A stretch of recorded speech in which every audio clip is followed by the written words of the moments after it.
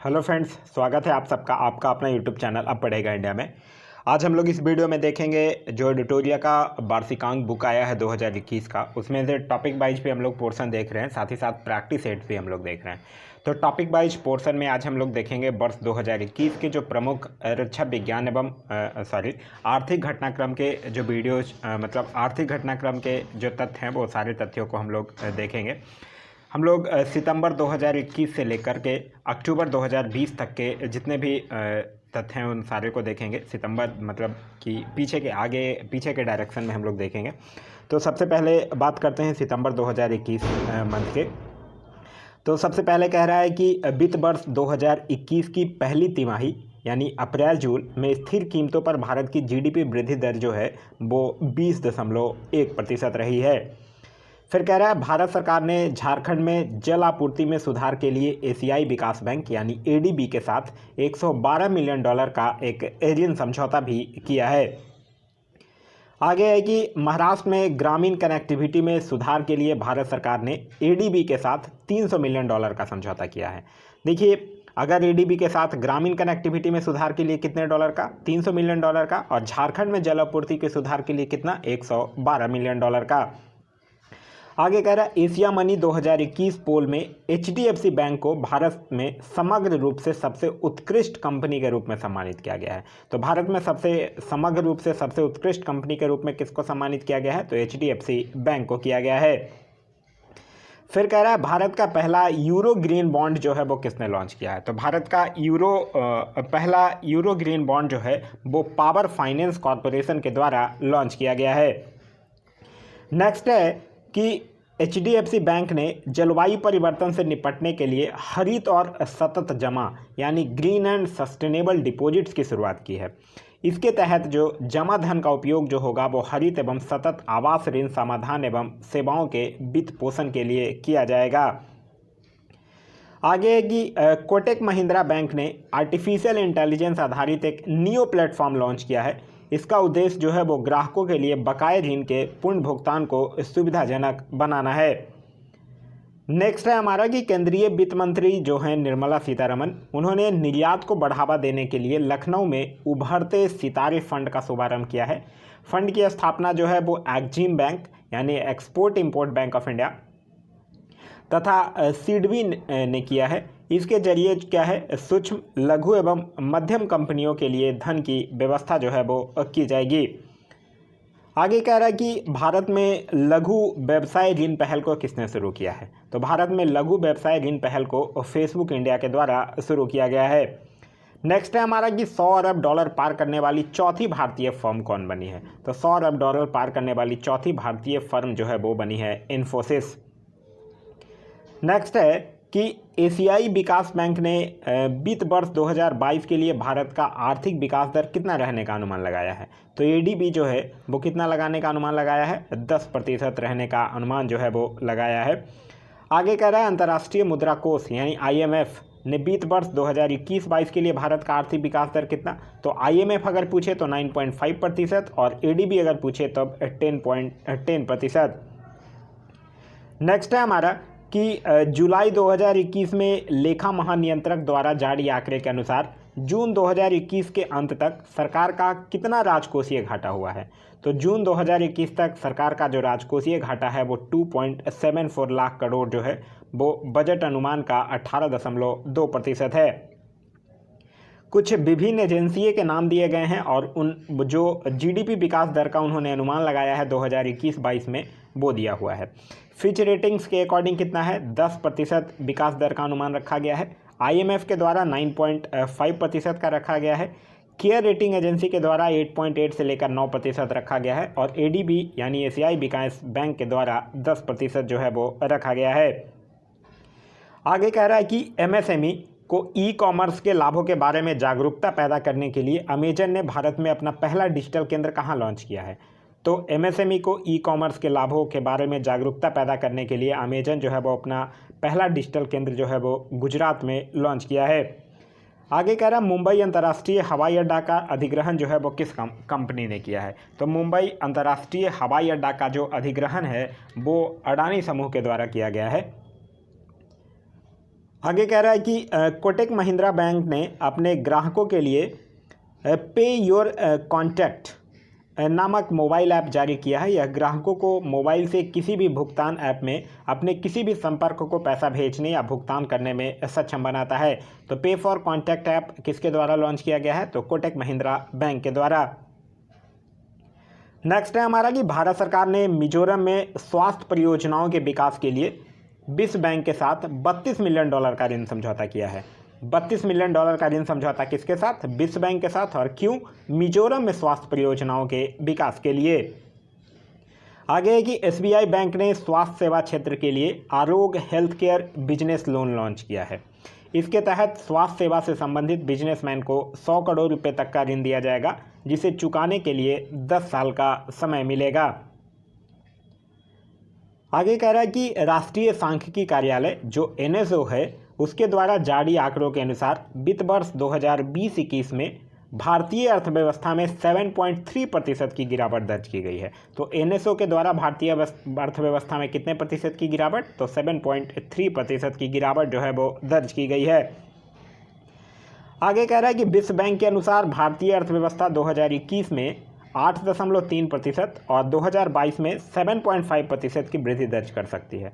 तो according to world bank भारतीय अर्थव्यवस्था में कितना वृद्धि होगा? 2021 में 8.3% और 2022 में 7.5%। आगे कह रहा है कवच व्यक्तिगत ऋण योजना। कवच व्यक्तिगत ऋण योजना जो है वो स्टेट बैंक ऑफ इंडिया के द्वारा शुरू किया गया है। स्टेट बैंक ऑफ इंडिया ने अपने ग्राहकों को कोविड-19 उपचार के लिए चिकित्सीय खर्च को पूरा करने हेतु इस योजना की शुरुआत की है। इसके तहत ग्राहकों को 60 महीने के लिए 8.5% वार्षिक ब्याज पर 5 लाख रुपए तक का ऋण जो है वो दिया जाएगा। आगे कह रहा है कि वैश्विक स्तर पर भारतीय जीवन बीमा निगम जो LIC है वो तीसरा सबसे मजबूत एवं 10वीं सबसे मूल्यवान ब्रांड जो है वो बनी है।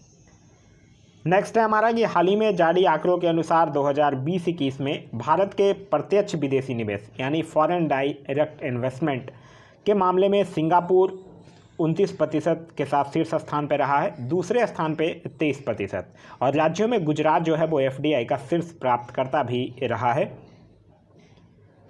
आगे कह रहा है कि भारतीय लघु विकास बैंक यानी सिडबी ने MSME के लिए 2 ऋण योजनाएं लॉन्च किया। कौन कौन सा? एक स्वास्थ्य जो कि स्वास्थ्य क्षेत्रों के लिए है और एक आरोग्य जो कि ऑर्गेनिक विकास एवं पुण्य प्राप्ति के लिए है। आगे कह रहा है कि RBI ने प्रतिभूतियों को एक श्रेणी से दूसरे श्रेणी में स्थानांतरित करने के मामले में निर्देशों का पालन न करने के लिए ICICI बैंक पर 3 करोड़ रुपए का जुर्माना लगाया है। तो RBI ने किस बैंक पे? ICICI पे। और कितने करोड़ का? 3 करोड़ का जुर्माना लगाया है और एक श्रेणी से दूसरे श्रेणी में स्थानांतरित करने प्रतिभूतियों के मामले में निर्देश का पालन नहीं करने के लिए। आगे कह रहा है कि भारत UK द्विपक्षीय व्यापारिक संबंधों को मजबूती देने के लिए दोनों देशों ने मतलब भारत और UK ने 10 वर्षीय रोड मैप का अनावरण किया है। तो 10 वर्षीय रोड मैप का अनावरण किसके किसके बीच? तो भारत और UK के बीच। नेक्स्ट कह रहा है कि संयुक्त राष्ट्र ने कैलेंडर वर्ष 2022 में भारतीय अर्थव्यवस्था में कितने प्रतिशत वृद्धि का अनुमान लगाया है? तो 10.1% वृद्धि का जो है वो अनुमान लगाया है। नेक्स्ट कह रहा है कि विश्व बैंक द्वारा जारी माइग्रेशन एवं डेवलपमेंट ब्रीफ रिपोर्ट जो है वो किसके द्वारा जारी किया जाता है? विश्व बैंक के द्वारा जारी किया जाता है। और इसके अनुसार 2020 में भारत जो है वो सबसे बड़ा प्रेषण प्राप्तकर्ता रहा है और भारत जो है वो 2008 से ही सबसे बड़ा प्रेषण प्राप्तकर्ता देश भी रहा है। आगे कह रहा है कि SBI म्यूचुअल फंड प्रबंधन के तहत औसत संपत्ति 5 लाख करोड़ रुपए पार करने वाला भारत का पहला म्यूचुअल फंड बन गया है। कौन? SBI mutual fund. फिर कह रहा है ADB यानी एशियन डेवलपमेंट बैंक ने भारत की अर्थव्यवस्था के लिए वित्त वर्ष 2020-21 में कितना प्रतिशत वृद्धि का अनुमान लगाया है? तो 11% वृद्धि दर का अनुमान जो है वो लगाया है। नेक्स्ट कह रहा है कि ICICI बैंक ने दुकानदारों के लिए डिजिटल और संपर्क रहित बैंकिंग मंच मर्चेंट स्टॉक लॉन्च किया है। फिर कह रहा है इसके तहत दुकानदार जो है वो बिना किसी पेपर वर्क के 25 लाख रुपए तक का ओवरड्राफ्ट जो है वो कर सकते हैं। आगे कह रहा है कि वित्त वर्ष 2020-21 के दौरान भारत में कृषि निर्यात में 2019-20 की तुलना में 30% की वृद्धि जो है वो दर्ज की गई है। नेक्स्ट है हमारा कि हाल ही में आरबीआई जो है वो सरकारी प्रतिभूतियों की खरीद हेतु नई प्रतिभूति अधिग्रहण योजना जीसैप की शुरुआत की है। इसका उद्देश्य जो है वो बाजार और बाजार सहभागियों की भागीदारी को बढ़ाना है। फिर कह रहा है कि भारत में सोलर रूफटॉप कार्यक्रम के लिए विश्व बैंक ने $100 मिलियन की क्रेडिट गारंटी योजना बनाई है। यह योजना जो है वो एमएसएमई को सौर इकाई स्थापित करने के लिए रियायती ऋण जो है वो उपलब्ध कराएगी। आगे है कि विदेशी मुद्रा भंडार के मामले में भारत जो है वो विश्व का चौथा देश बन गया है और इसमें प्रथम स्थान जो है वो चाइना का है। नेक्स्ट कह रहा है कि भारतीय रिजर्व बैंक ने भारतीय स्टेट बैंक पर 2 करोड़ रुपए का मौद्रिक जुर्माना लगाया है। कितने करोड़ रुपए का? 2 करोड़ का मौद्रिक जुर्माना लगाया है और यह जुर्माना जो है वो नियमों के उल्लंघन तथा कमीशन के रूप में कर्मचारियों की पारितोषिक को लेकर लगाया गया है। आगे कह रहा है कि 2 फरवरी को 15वें वित्त आयोग ने वित्तीय वर्ष 2021-22 से वित्तीय वर्ष 2025-26 के लिए अंतरिम रिपोर्ट पेश की। रिपोर्ट में स्थानीय निकायों के कुल अनुदान में नगरपालिकाओं की हिस्सेदारी 30% से बढ़ाकर 40% करने की सिफारिश की गई है। ध्यान रखिएगा। 15वें वित्त आयोग के अध्यक्ष कौन हैं? वो हैं एन.के. सिंह। नेक्स्ट कह रहा है कि आरबीआई के द्वारा 8 फरवरी से 12 फरवरी के बीच एक वित्तीय साक्षरता सप्ताह 2021 मनाया गया, जिसमें बैंकिंग सुविधाओं के विषय में जागरूकता फैलाई गई है। फिर कह रहा है मालदीव में चल रहे परियोजनाओं के लिए एक्जिम बैंक जो है वो $400 मिलियन जो है वो प्रदान करेगा। आगे है कि 2020 में चीन और भारत के बीच जो कुल व्यापार है वो 77.7 बिलियन डॉलर का रहा तथा चीन जो है वो भारत का 2020 में शीर्ष व्यापारिक भागीदारी देश बना। आगे कह रहा है पर्याप्त पूंजी न होने के कारण आरबीआई ने महाराष्ट्र के शिवाजी राव भोसले सहकारी बैंक का लाइसेंस जो है वो रद्द कर दिया है। नेक्स्ट है हमारा कि संयुक्त राष्ट्र ने 2021 में भारत की आर्थिक वृद्धि कितना 7.3% रहने का अनुमान जो है वो लगाया है। फिर कह रहा है कि एक्सिस बैंक ने ग्राहकों को उचित मूल्य पर स्वास्थ्य सुविधा से lace aura credit card launch किया है। कार्ड धारकों को स्वास्थ्य संबंधी वार्षिक जांच कराने पर इस पर छूट प्रदान की जाएगी। तो ऑरा क्रेडिट कार्ड किसने लॉन्च किया है? एक्सिस बैंक ने। नेक्स्ट कह रहा है कि आईसीआईसी बैंक ने ग्राहकों को फॉरेक्स प्रीपेड कार्ड तेजी से प्राप्त करने हेतु मनी चेंजर्स के लिए एक mobile application Insta FX launch किया है। फॉरेक्स प्रीपेड कार्ड के जरिए विदेश की यात्रा करने वाले यात्रियों को विदेशी एटीएम से पैसा निकालने पर न्यूनतम शुल्क जो है वो चार्ज होगा। फिर कह रहा है कि एडीबी ने सदस्य देशों के लिए Asia Pacific vaccine express facility पहल की शुरुआत की है। तो Asia Pacific vaccination express facility किसने शुरुआत किया है? एडीबी ने किया है अपने सदस्य देशों के लिए। इसके जरिए विकासशील सदस्य देशों की चुनौतियों से निपटने के लिए $9 बिलियन की सहायता राशि आवंटित की गई है। फिर कह रहा है कि इंडिया पोस्ट पेमेंट बैंक यानी आईपीपीबी ने भारत में डिजिटल सेवा प्रदान करने हेतु डाक विभाग के सहयोग से डाक पे नामक एक डिजिटल पेमेंट एप्लीकेशन जो है वो लॉन्च किया है। तो डाक पे कौन लॉन्च किया है? India post payment bank. फिर कह रहा है आईसीआईसी बैंक ने इनफाइनाइट इंडिया नामक एक ऑनलाइन प्लेटफॉर्म लॉन्च किया है। इस प्लेटफॉर्म के जरिए विदेशी कंपनियों को भारत में व्यापार का विस्तार करने में मदद मिलेगी। तो इनफाइनाइट इंडिया किसके द्वारा? आईसीआईसी बैंक के द्वारा लॉन्च किया गया है। फिर कह रहा है मेघालय में बिजली वितरण व्यवस्था को मजबूत करने के लिए भारत सरकार जो है वो एडीबी के साथ $13.28 करोड़ के ऋण समझौते पर हस्ताक्षर किया है। तो एडीबी के साथ कितना? $13.28 करोड़ का ऋण। और किस लिए? तो मेघालय में बिजली वितरण व्यवस्था को मजबूत बनाने के लिए। आगे कह रहा है कि हाल ही में जारी रिपोर्ट के अनुसार चीन जो है वो चालू वित्त वर्ष में भारतीय इस्पात का सबसे बड़ा खरीदार देश जो है वो बना है। फिर कह रहा है एसबीआई बैंक जो है वो एक संपर्क रहित क्रेडिट कार्ड लॉन्च करने के लिए पे एटीएम के साथ साझेदारी किया है। आगे है कि भारत ने कोविड-19 आसियान प्रतिक्रिया कोष में $1 मिलियन का योगदान देने की घोषणा किया है। फिर कह रहा है कि हाल ही में आईसीआईसी बैंक ने कार्डलेस ईएमआई सुविधा शुरू करने की घोषणा की है। फिर है कि एलआईसी ने अपना पहला डिजिटल ऐप आनंदा लॉन्च किया है। आनंदा किसका है? एलआईसी का अपना पहला डिजिटल ऐप है।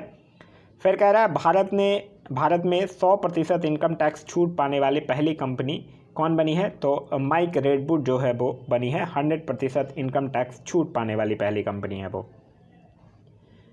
आगे कह रहा है कि अमेजन इंडिया ने बेंगलुरु में अपना पहला all women virtual customer service खोलने की घोषणा की है। तो अपना पहला all women virtual customer service Amazon कहाँ खोलेगा? तो बेंगलुरु में खोलेगा। फिर कह रहा है केंद्रीय मंत्रिमंडल ने लक्ष्मी विलास बैंक के डीबीएस बैंक इंडिया लिमिटेड में विलय करने की मंजूरी दे दी है। तो लक्ष्मी विलास बैंक अब किस में मर्ज हो जाएगा? तो डीबीएस बैंक इंडिया लिमिटेड में। फिर कह रहा है नवंबर 2020 में भारतीय रिजर्व बैंक मनता अर्बन कोऑपरेटिव बैंक पर 6 माह के लिए प्रतिबंध लगा दिया है। तो 6 माह के लिए किस बैंक पर प्रतिबंध लगा दिया है? मनता अर्बन कोऑपरेटिव बैंक। फिर कह रहा है कि भारत ने कोविड-19 महामारी के अर्थव्यवस्था पर पड़े प्रभाव से निपटने के लिए मालदीव को $25 की वित्तीय सहायता दिया है। कितना डॉलर का? 25 करोड़ डॉलर का। और किसको? मालदीव को। कह रहा है फिनो पेमेंट बैंक के द्वारा एक मानव एटीएम शुरू किया गया है। मानव एटीएम किसके द्वारा? फिनो पेमेंट बैंक के द्वारा। Central bank of the year award 2020 से जो है वो बैंक ऑफ घाना ने जीता है। तो central bank of the year award 2020 किसको दिया गया है? तो बैंक ऑफ घाना को दिया गया है। फिर कह रहा है खाद्य और कृषि संगठन के स्थापना दिवस पर प्रधानमंत्री जो है वो एक 75 रुपये का स्मारक सिक्का जारी किया है। तो 75 रुपये का स्मारक सिक्का जारी किया गया है किसके स्थापना दिवस पर? तो खाद्य और कृषि संगठन के स्थापना दिवस पर। फिर कह रहा है अंतर्राष्ट्रीय मुद्रा कोष यानी IMF में शामिल होने वाला 190वां देश कौन बना है? तो वो बना है अंडोरा। कह रहा है कर्नाटक राज्य सरकार ने नई औद्योगिक नीति 2020-25 की घोषणा की है। साथ ही साथ सब्जियों के लिए न्यूनतम समर्थन मूल्य तय करने वाला भारत का पहला राज्य जो है वो केरल बना है। और कह रहा है कि औद्योगिक श्रमिकों के लिए उपभोक्ता मूल्य सूचकांक का आधार वर्ष परिवर्तन कर अब 2016 कर दिया गया है। पहले ये 2001 था।